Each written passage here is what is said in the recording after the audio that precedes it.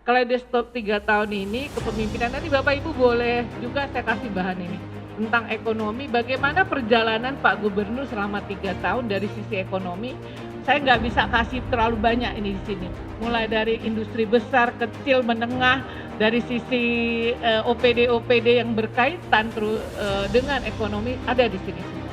Walaupun begitu, kita berharap yang paling harus adalah pemulihan ekonomi ini percepatannya itu dalam 2 tahun akan ke depan, itu bukan kaleidoskop tetapi adalah bagaimana setelah adanya kaleidoskop kita analisis SWOT. Makanya tadi Prof. Heru menyatakan percepatan, dan percepatan. Itu adalah analisis SWOT dari sisi kesehatan karena kata ini ya, teman-teman dari kebetulan saya ini Pak sukarelawan COVID non medis. Kata teman-teman, sehat itu menyebabkan ekonomi tangguh. Oleh karena itu, Ibu Bapak sekalian, kita tadi Pak Heri itu bagaimana seharusnya rencana ke depan apa yang harus dilakukan oleh Pak Gubernur.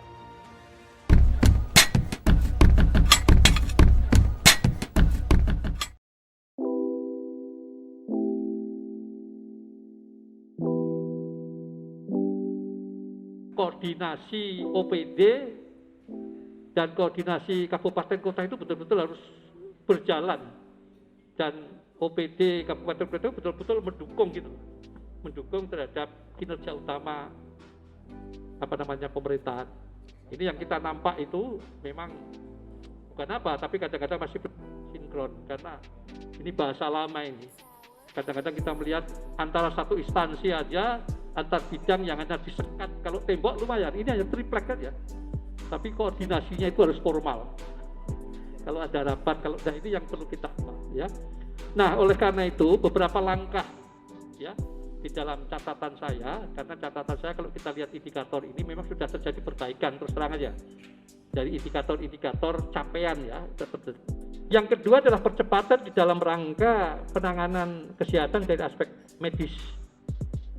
Nah ini sekarang itu maksud saya itu harus betul-betul inovasi nyata dirasakan rakyat, itu yang harus kita lakukan 2 tahun sisa ini. Yaitu apa? Saya mengistilahkan mobilisasi safari. Dan dulu ada wacana dokter terbang, di mana kalau setiap bulan dengan koordinasi dengan perguruan tinggi, kedokteran dan sebagainya itu melakukan safari sehat. Kita itu kalau Sabtu dan Minggu kan tutup, rumah sakit tidak melayani. Nah, gimana kalau ini kita lakukan dengan safari sehat ini, Sabtu Minggu. Kita punya mobil keliling sekarang, kalau nggak salah ada kan mobil keliling yang sudah kita beli ini. Nah, ini betul-betul dimanfaatkan untuk apa? Untuk menjemput itu. Yang dibahas yang 215 hektar itu baru inilah dibuka karena ada program food estate ini. Nah, sekalian apa yang menjadi masalah, kendala sebenarnya ini kalau bisa mungkin kita cermati dan sekaligus masukan ya buat pengelola food estate. Saya juga sampaikan di depan Dirjen Hortikultura waktu itu bahwa ada satu teknologi yang kita tidak mensesuaikan dengan kondisi lahan itu. Makanya pada slide berikutnya, nah ini Bapak sekalian, tanah kelihatan hitam tetapi tidak subur sebenarnya. Kenapa? Karena sifat andik. Jadi dalam bahasa ilmu tanah, bahwa tanah-tanah di sana memiliki sifat andik, walaupun tidak sampai ke jenis andisol. Sifat andik itu apa? Sifat andik itu slide berikutnya adalah satu sifat tanah yang dia bisa meretensi pupuk fosfat dalam jumlah besar. Ini mungkin plus minus dengan sistem pertanian yang ada di Karo, Pak. Di Karo itu kan tanahnya hampir sama dengan Pas, karena sama-sama berasal dari bahan induk abu vulkanik letusan Toba beberapa ratus tahun yang lalu, kan begitu kan kalau menurut sejarah.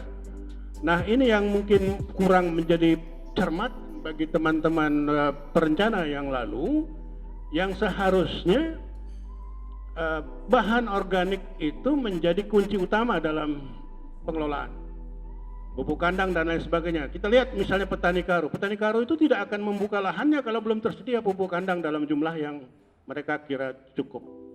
Nah itu bagusnya sebenarnya di Karo sekarang sudah membudaya itu. Nah ini berangkat perkembangan yang lain yang sudah dilakukan juga menjadi menarik karena memang apa namanya pertanian terpadu dan lain sebagainya itu menjadi kunci saya pikir. Kemudian teruskan, mungkin cepat saja ini karena waktu sudah habis. Nah saya kira peningkatan ini tadi disampaikan pemerintah bahwa peningkat sektor agribisnis itu saya pikir memang penting. Jadi tidak kita menjual dulu tapi kita sampai ke produk hilir. Teruskan. Dan ini menariknya banyak juga dosen yang membantu Kementerian Desa ini membuat desa wisata saat ini. Jadi desa wisata ini maksud tadi yang disampaikan oleh Prof. Raub, misalnya di Pulau Naga tadi ya Prof. Raub ya, di beberapa di desa di Serdang Bedage juga banyak dosen-dosen yang membantu. Hal-hal yang menarik tentang desa inilah yang menurut saya sekarang lagi menggeliat dan saya yakin Prof. Rita pasti menyatakan menggeliatnya ekonomi desa ini pasti akan membuat menggeliatnya ekonomi Sumatera Utara. Jadi saat ini memang pemerintah desa PMD terus dia melakukan pembenahan di BUMDes dan menjaga agar dana desa itu tetap tersalurkan dengan baik. Jadi bukan hanya membangun infrastruktur, tetapi juga dia ikut memberdayakan masyarakat desa. Jadi saya lihat keseimbangan antara membangun infrastruktur dengan keseimbangan membangun pemberdayaan desa itu sudah mulai dilakukan oleh pemerintah desa, PMD, oleh Provinsi Sumatera Utara. Provinsi Sumatera Utara itu memperoleh pengakuan reformasi birokrasi itu di tingkat B. Artinya ada peningkatan upaya perbaikan dan kalau kita dalami kita lihat maka ada perubahan tata kelola di Provinsi Sumatera Utara sendiri maupun di daerah-daerah dengan memasukkan unsur e-government. Jadi digitalisasi tata kelola pemerintahan ataupun birokrasi telah mendorong perubahan-perubahan itu. Jadi tentunya ini satu pemandangan yang bagus ya walaupun belum mencapai seperti provinsi lain seperti Yogyakarta misalnya yang telah memperoleh A ya. Tetapi kalau kita lihat Yogyakarta itu kan secuil seperti itu, berbeda dengan Sumatera Utara yang sangat luas ini. Jadi menurut saya pencapaian ini patut dihargai walaupun masa yang dihadapi itu dengan keterbatasan dana dan juga pandemi. Dan juga kalau kita lihat rate dari pelayanan publik yang dari ombudsman itu sudah banyak yang hijau, walaupun masih ada yang merah kan itu. Walaupun ada beberapa pimpinan itu mungkin masih mindsetnya itu old public administration kan gitu. Jadi mindsetnya itu masih tidak berubah ke arah government services. Jadi pemerintah itu menjadi pelayan seharusnya melayani kepentingan publik karena pemerintah itu manifestasi dari institusi publik. Nah, saya punya banyak titik-titik yang perlu diperbaiki dan sangat penting, tapi tidak etis saya kemukakan di sini. Saya ini masih anak buah Pak Gubernur dengan Ibu Sabrina kan begitu ya. Tapi kalau memang diperlukan, saya bisa emailkan. Tapi tadi katanya pertemuan kita ini mau dirumuskan segera gitu. Jadi ya sebelum tutup mau dirumuskan kan gitu. Ada hal-hal penting pengalaman sebagai birokrasi yang harus dilakukan beliau agar kita maju. Tapi saya tidak akan mengungkapkannya di sini secara terbuka. Email boleh Pak. Saya kira apa yang harus mau kita lakukan ke depan, maka jika berkenan, ya, mari kita mendorong Pemprov ya, untuk memprioritaskan 3 sektor ini: kesehatan, pendidikan, dan pendapatan. Seperti di kesehatan tadi, stunting masih cukup besar, baik di Kepulauan Nias dan juga di 4 kabupaten yang ada di pantai Tanjung Balai, ya, Batubara, Asahan, dan Serdang Bedage. Mungkin kepada ya Ibu Dr. Sabrina bisa memberikan pendapat ya, atau mungkin menambah.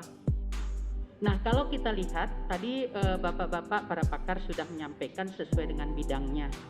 Saya hanya mau menambahkan saja, misalnya tadi disebutkan yang pertama tadi ada dari kesehatan ya Pak Prof Heru. Kita juga sudah di sini pada saat COVID, saya pikir provinsi selain DKI karena dibantu Jakarta, dibantu nasional, itu provinsi kita punya inisiatif dan realisasi membangun atau menyelenggarakan 2 rumah sakit COVID gratis. Nah itu juga nggak ada juga yang juga katakanlah satu capaian yang bagus gitu selama ini.